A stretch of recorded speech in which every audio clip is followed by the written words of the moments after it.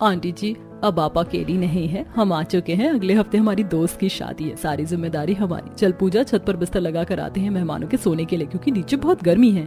अच्छा हुआ यार जो तुम दोनों आ गई। बेटा आते ही काम करोगी, पहले कुछ खा लो।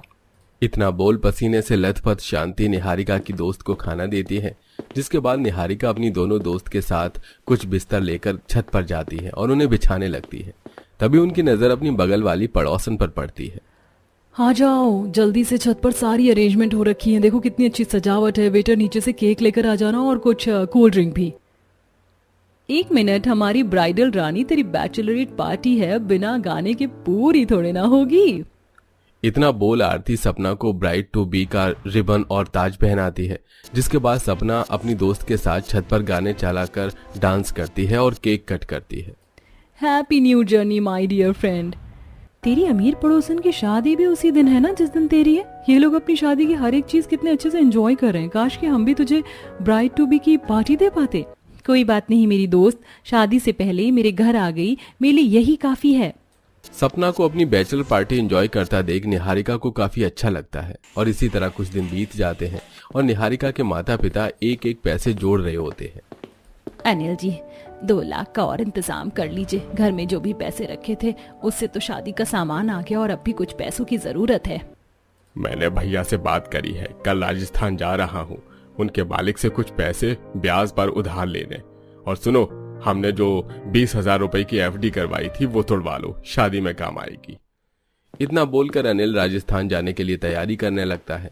तो वहीं शांति बैंक जाकर अपनी एफडी तुड़वाकर पैसे लेकर आती है। जहां एक तरफ अकेला अनिल राजस्थान जाता है तो वहीं सपना अपने पूरे परिवार के साथ राजस्थान जाती है, जहां रात के समय एक रिसोर्ट में सपना अपनी प्री वेडिंग शूटिंग के लिए तैयार होती है।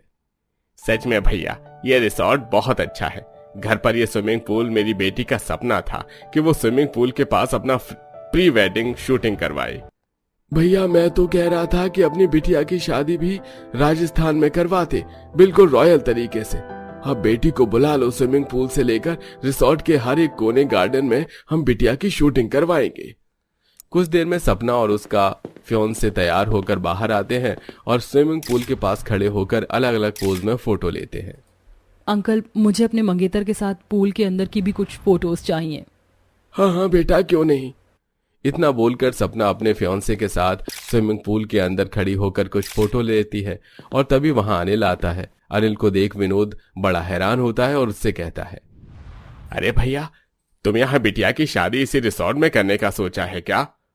अरे नहीं नहीं भैया, हम गरीब की कहाँ इतनी औकात। मैं तो यहाँ रिसोर्ट के मालिक से मिलने आया हूँ। वो भैया के मालिक है, उनसे कुछ बात करनी थी बस।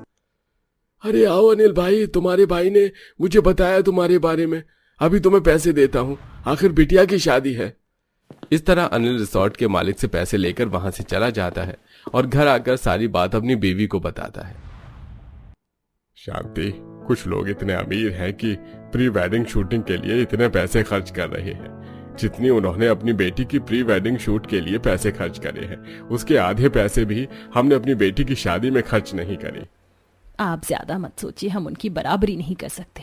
अच्छा सुनिए ना, कल हल्दी की रस्म है, घर में सिर्फ एक पंखा है, घर आए मेहमान भी गर्मी से परेशान हो रहे हैं। मैंने बात करी है टेंट वालों से, वो हमें 2 पंखा और दे देंगे। जहां एक तरफ अनिल बेचारा कभी किसी से तो कभी किसी से कर्ज मांग कर लाता है और कम से कम पैसों में शादी की तैयारी कर रहा होता है, तो वहीं अमीर सपना के घर में किसी भी चीज की कमी नहीं होती। मैंने आपको कहा था हल्दी मेहंदी संगीत किसी छोटे मोटे धर्मशाला में रख लीजिए, पर आपको तो घर में ही रखना है। आप घर में रखा है तो बाहर के लिए कुछ कूलर मंगवा लेना और कुर्सी भी और टेंट भी लगवा दीजिए, ताकि किसी को धूप ना लगे। भले ही शाम को फंक्शन है, पर मेहमान तो बाहर भी बैठेंगे ना। अरे भाग्यवान, क्यों चिंता करती हो, सारी तैयारियां हो चुकी हैं। और सुनो, हमारे बगल वाली की बेटी की भी शादी है, उनसे भी पूछ लो अगर उन्हें हमारी कुछ मदद चाहिए हो तो। इतना बोलकर विनोद वहां से चला जाता है, जिसके बाद आशा कुछ गद्दे लेकर शांति के घर जाती है। शांति बहन, आज तो तुम्हारी बेटी की भी हल्दी है, तुम कहाँ हल्दी कर रही हो? तुम्हारे घर में कितनी गर्मी लग रही है। तुमने अगर हमें पहले बताया होता तो 2 कूलर हम तुम्हारे इधर भी लगवा देते कि रात में मेहमानों के सोने के लिए काम आएंगे। धन्यवाद आशा बहन, एक मदद और कर देती। आपके तो 2-4 घर खाली पड़े हैं, अपने मेहमानों के साथ मेरे भी कुछ मेहमान एडजस्ट कर देती। हमारे घर में सिर्फ एक ही पंखा और गर्मी ज्यादा है। अनिल जी गए हैं पंखे वाले से बात करने, पर शाम तक ही कुछ हो पाएगा। हाँ शांति, क्यों नहीं भेज देना अपने मेहमानों को हमारे पीछे वाले घर में सोने के लिए। इतना बोलकर आशा वहां से चली जा। कितनी गर्मी हो रही है, बेकार गर्मी में शादी रखी। अब जल्दी से हल्दी लगाकर हम भी अपने घर जाएं। शांति बहन, छत पर भी 2 पंखे लगवा लेती, हल्दी तो पसीने से ही गीली हो गई। जहां साधारण तरीके से निहारिका की हल्दी हो रही थी, तो वहीं पार्क में अच्छी डेकोरेशन, डीजे, नाच गाने और येलो कपड़े की थीम के साथ सपना की हल्दी होती है। हमारी सपना के सपने सच हो गए, दुल्हन बनने वाली है ये तो। बुआ जी, मेरे सपने तो तब सच होंगे जब आप मेरी हल्दी पर ठुमके लगाएंगी। इस तरह सपना घर आए मेहमानों के साथ अपनी हल्दी पर नाच गाना करती है। देखते ही देखते अगले दिन मेहंदी का दिन आता है और उस दिन बेचारी निहारिका अपने घर में ही गर्मी से परेशान होकर अपनी दोस्त से मेहंदी लगवाती है। तू चिंता मत कर, तेरी मेहंदी हम इतनी अच्छी लगाएंगे कि उसके सामने मेहंदी आर्टिस्ट की मेहंदी फीकी पड़ जाएगी। यार मेरा तो सारा प्लान खराब हो गया। मैंने सोचा था कि हम मेहंदी पर मेहंदी कलर के कपड़े पहनेंगे और मेहंदी एंजॉय करेंगे। इस तरह निहारिका की दोनों दोस्त उसकी मेहंदी लगाती है, तो वही मेहंदी आर्टिस्ट आकर सपना के हाथों में मेहंदी लगाती है और मेहंदी लगने के बाद सपना अपनी दोस्त और माँ के साथ डांस करती है। अरे बेटा, अब तुम सब एंजॉय करो, अब मैं थक गई हूँ। गर्मी इतनी लग रही है कि कूलर की हवा भी काम नहीं कर रही है। इतना बोलकर आशा वहां से चली जाती है और सपना के घर में सारी रात फंक्शन चलता है। देखते ही देखते संगीत का दिन आ जाता है और उस दिन भी बाहर से आकर लोग डीजे बजाते हैं और ढोल नगाड़ों पर डांस करते हैं। तो वहीं निहारिका के घर में कुछ औरतें जाकर ढोल बजाकर उस पर नाच करती हैं। शांति बहन, थोड़ा सा ठुमका लगा लो, तुम्हारी बेटी की शादी है। कुछ औरतों के कहने पर शांति अपनी बेटी के साथ डांस करती है और देखते ही देखते शादी का दिन आ जाता है, जहां एक तरफ बड़े से बैंक्वेट में सपना की शादी होती है और खाने के लिए आइटम्स होते हैं, तो वहीं गली में भयंकर गर्मी में और कम खाने के आइटम के साथ निहारिका की शादी होती है। और शादी के अगले दिन कड़कड़ाती धूप में बेचारी निहारिका की विदाई होती है। तब घर के बाहर खड़ी होकर अपने माता पिता को गले लगाकर वो रोती है। माँ, तुम्हारी बहुत याद आएगी। बेटा रोना बंद कर दो, ऐसे इतनी गर्मी है और तुम कब से धूप में ही खड़ी होकर रो रही हो, ऐसे तुम्हारी तबीयत खराब हो जाएगी। बहन, तुम भी अपनी बेटी के साथ छांव में बैठ जाओ जब तक तांगा नहीं आ जाता। जहां एक तरफ घर के बाहर धूप में खड़ी होकर निहारिका अपने परिवार से गले लगाकर रो रही होती है, तो वहीं अमीर सपना बैंक्वेट से गाड़ी में घर आती है और क्योंकि घर के बाहर टेंट और कूलर लगा होता है, इसलिए उसे धूप और गर्मी के एहसास भी नहीं होता और हंसती हुई सपना अपनी गाड़ी की तरफ बढ़ती है। माँ पापा, अपना ख्याल रखना, मेरे जाने के बाद लड़ाई मत करना। 2 दिन बाद मैं आप लोगों से मिलने के लिए आऊंगी। हाँ बेटा, तू भी अपना ख्याल रखना। ले, तेरी मर्सिडीज भी आ ही गई। मैं पीछे की गाड़ी में तेरे 6 बैग रख रहा हूँ, 1 बैग तेरी ही गाड़ी में रखा है। आराम से जाना। दामाद जी, मेरी बेटी का ख्याल रखना। इस तरह आशा अपनी बेटी को विदा करती है और विनोद खुद अपनी बेटी को मर्सिडीज में बिठाता है और कुछ ही देर में सपना एक शानदार गाड़ी में बैठकर अपने ससुराल के लिए निकल जाती है। तो वहीं कुछ ही देर में तांगा आता है। निहारिका बेटा, तांगा आ गया है, तू तांगे में बैठ जा, तुझे धूप नहीं लगेगी और मैं पीछे तेरे दोनों बैग रख देता हूँ। इतना बोलकर अनिल हाथ पकड़कर अपनी बेटी को टांगे पर बिठाता है और उसके दोनों बैग उसी तांगे पर रख देता है। कुछ ही देर में निहारिका का भी तांगा चल पड़ता है और इस तरह एक ही मोहल्ले में अमीर बेटी गरीब बेटी की एक साथ विदाई होती है। आओ आओ घर की लक्ष्मी, अंदर आओ और यहाँ अपने मेहंदी के छाप इस दीवार पर लगा दो। ये हाथ पर थोड़ी मेहंदी लगा लो। माँ जी, ये सब क्या है? मैंने हाथों पर इतनी महंगी डिजाइनर मेहंदी लगवाई है और आप इस पर और मेहंदी लगवाकर मेरे हाथ का डिजाइन खराब करवाना चाहती हैं। देख नहीं रही हैं आप मुझे कितना पसीना आ रहा है? नताशा दीदी, एक रस्म होती है और इसमें हाथ की मेहंदी खराब नहीं होगी। सिर्फ कुछ मिनटों के लिए ये वाली मेहंदी का घोल रखकर दीवार पर छाप लगानी है। घर में घुसी नहीं हो और आते ही मुझ पर हुक्म चलाने लग गई। भूलो मत, तुम गरीब घर से आई हो और मैं अमीर घर से। एक तो इतना भारी लहंगा है, गर्मी में हाल बुरा हुआ जा रहा है और यहाँ तुम्हारी बकवास सुन रही हूँ। नताशा, काम डाउन ना। जितनी देर में तुमने ये सब बोला उतने में तो काम हो जाता। कर लो। फाइन। ये कहकर नताशा मेहंदी का छाप दीवार पर लगा देती है और फिर गरीब बहू भी लगा देती है। अब तो मुझे भी बहुत गर्मी लग रही है। माँ जी, मैं आप सबके लिए कोई गर्मी का शरबत बना दूं? नहीं, कोई जरूरत नहीं है। तुम दोनों की कल पहली रसोई है, इसलिए तभी रसोई को हाथ लगाना। और हाँ, दोनों समय से 6 बजे उठ जाना, मंदिर का भोग भी निकालना है। अरे बहू, घर में शादी की बची हुई कोल्ड ड्रिंक रखी है, वही तुम सबको दे दो। अब तो मुझे भी बहुत गर्मी लग रही है। ठीक है पापा जी। दोनों अपने कमरे में जाकर मेहंदी का हाथ साफ करती हैं और गरीब बहू सबको कमरे में जाकर कोल्ड ड्रिंक देती है। कुछ देर बाद खाना खाने के बाद सब सो जाते हैं। अगली सुबह कविता बहू उठ जाती है और उठकर घर की सफाई करती है, फिर नहा धोकर सास के पैर छूती है। वहीं दूसरी तरफ अमीर बहू खर्राटे मारकर सो रही थी। सास उसे उठाने के लिए दरवाजे पर खटखटाने लगती है। नताशा बहू, नताशा बहू उठ जाओ, 7 बजने वाले हैं। तुम्हें लेट हो जाएगा पहली रसोई का खाना बनाने में। अरे क्या है, ठीक से सोने भी नहीं देती। पहली रसोई, कल से दिमाग खराब कर दिया है। आता जाता है नहीं मुझे कुछ बनाने को। फिर भी आई माँ जी, बस थोड़ी देर दीजिए। नताशा तैयार होकर स्लीवलेस ब्लाउज में आती है। दोनों बहू रसोई में होती हैं। माँ जी, पहली रसोई के खाने में क्या क्या बनाना है बता दीजिए। 1 मिनट माँ जी, ये गरीब घर की देवरानी मेरे साथ इस मॉड्यूलर किचन में रहकर तो पहली रसोई का खाना नहीं बनाएगी। आखिर मेरा भी कोई स्टैंडर्ड है। और माँ जी जल्दी फैसला लीजिए, गर्मी के मारे मेरा बुरा हाल है। ठीक है बड़ी बहू, खाने में कुछ मीठा, पनीर टिक्का, छोले पूरी, गर्मियों वाला अच्छा सा शरबत बना लेना। और छोटी बहू तू, तेरा खाने पीने का सामान इसमें है, इसमें से तुझे 4-5 चीज बनानी और गर्मी का शरबत भी। और इस रसोई में नहीं, बाहर चूल्हे पर बैठकर तुझे खाना बनाना है। और मेरे घर में चूल्हा भी नहीं बना हुआ है, तेरे पास टाइम नहीं है, फटाफट खाना बनाना शुरू कर। लेकिन माँ जी, मैं बाहर इतनी गर्मी में कैसे खाना बनाऊंगी? आप जानती हैं बाहर कितनी तेज धूप है। जब घर में इतनी गर्मी लग रही है तो, और इसमें तो सिर्फ आटा, चावल, गुड़, चना, कुछ नाम के मसाले और कद्दू है। इससे कैसे खाना बनेगा माँ जी? वो सब मैं नहीं जानती, ये समझ ले ये तेरी अग्नि परीक्षा है। जा जाकर अब पहले रसोई का खाना बना। जी माँ जी, परफेक्ट। फिर नताशा अपने मॉडर्न किचन में खाना बनाना शुरू करती है। वहीं दूसरी तरफ बेचारी कविता 8 ईंटें और मिट्टी इकट्ठा करके 2 चूल्हे बनाती है। उसके बाद वो लकड़ियों का इंतजाम करती है, जिसे उसके हाथ में कांटा भी चुभ जाता है। मेरा हाथ, इसे भी अभी चुभना था। एक तो इतनी गर्मी लग रही, ऊपर से सारी लकड़ी इकट्ठा करके मुझे ले जाना है। समझ नहीं आ रहा मीठा क्या बनाऊं।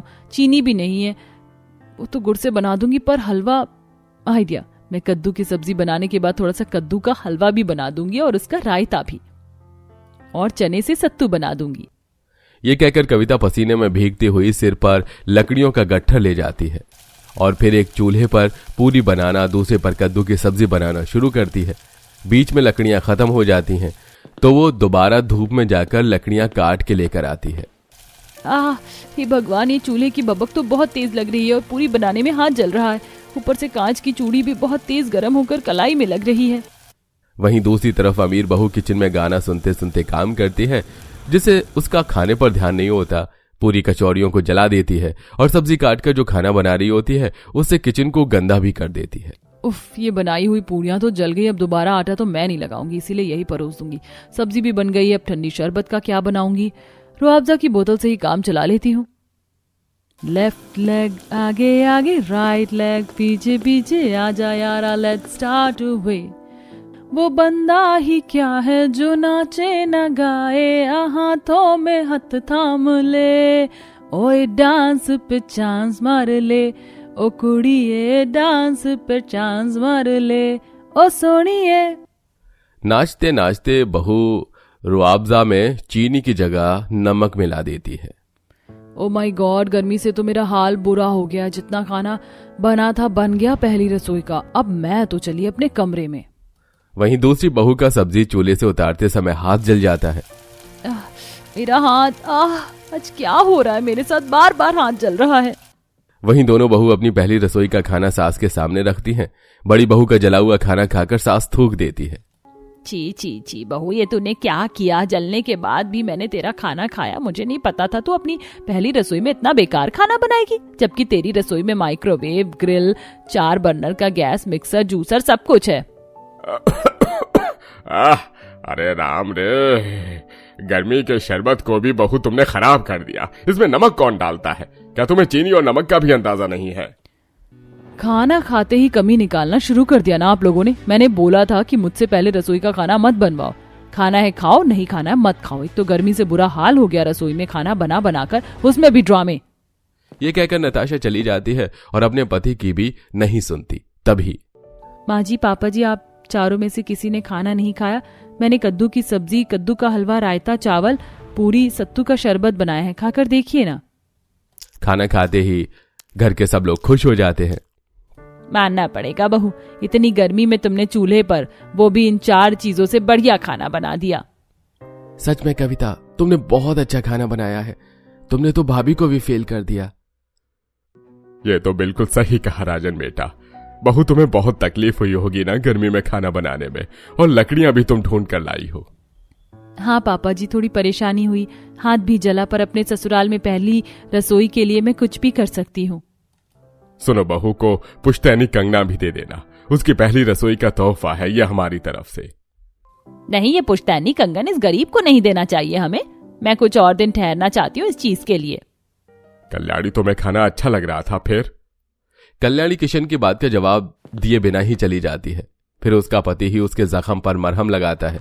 दिन गुजरते हैं। एक दिन गर्मी से परेशान गरीब बहू कहती है, माँ जी, गर्मी में चूल्हे पर खाना बनाने से बार बार हाथ जल जाता है। अगर मैं दिन में ही रात का भी खाना बना दूं तो सही रहेगा। नहीं, दोनों टाइम का खाना दोनों टाइम ही बनेगा। गर्मी में अमीर बहू घर में कोई काम नहीं करती और अपने एसी वाली कमरे में पड़ी रहती है, जबकि गरीब बहू सास ससुर का पसंदीदा खाना चूल्हे पर बना बनाकर दोनों टाइम खिलाती हैं, जिसमें उसका हाथ भी जल जाता है और गर्मी से हमेशा पसीने में भीगी रहती है। लेकिन अमीर बहू सास के हर काम में नाक सिकोड़ दिया करती थी। एक दिन गरीब बहू पसीने में लथपथ चूल्हे पर बैंगन का भरता, लिट्टी चोखा बनाकर घर वालों को खिलाती है। खाने के चक्कर में सास गरीब बहू की तारीफ कर बैठती है। वाह बहू, क्या खाना है, रोज रोज अपने हाथ का खाना खिलाकर हमारी आदत मत बिगाड़ देना। और तू चूल्हे पर बहुत अच्छा खाना बनाती है, गर्मी में परेशानी भी होती है ना। हाँ माँ जी, चूल्हे पर खाना बनाने की बात ही कुछ और है। मैं तो शादी से पहले भी चूल्हे पर ही खाना बनाती थी, तो इतनी बड़ी बात नहीं है। बड़ी बहू, तेरी देवरानी को सब कुछ आता है। तू कब इतना बढ़िया बढ़िया खाना बना कर खिलाएगी, जबकि तेरे को इतनी अच्छी रसोई दे रखी है। अच्छा ऐसा कर, हम सबके लिए कढ़ी चावल ही बना दे, ये तो आसान है। मैं क्यों बनाऊं? मुझे कढ़ी चावल बनाने में कोई भी दिलचस्पी नहीं है। ऐसे फालतू काम आप अपनी गरीब बहू से ही करवाओ। मैं शादी करके यहाँ नौकरानी बनने के लिए नहीं आई हूँ।